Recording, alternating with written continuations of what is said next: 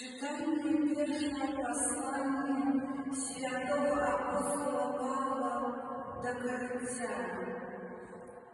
Закликаю вас, браты, деля имя нашего Пана Иисуса Христа, как все говорили одно и то же, и как не было подливаны расколу,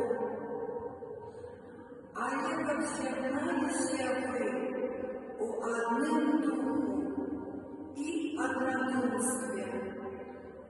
Бо от людей Хлои я доведался, браты мои, что устекают помеж вами спречки. И я же повторяю то, что каждый из вас скажет: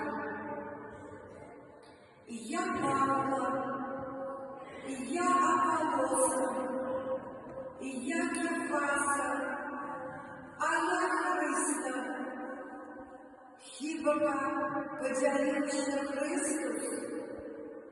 Хіба Павел був проживаний за вас? Або чи ім'я Павла ви були хрещені?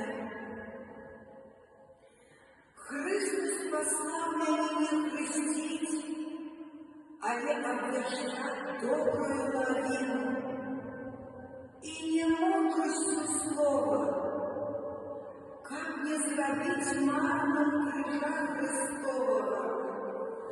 Это Слово Божие.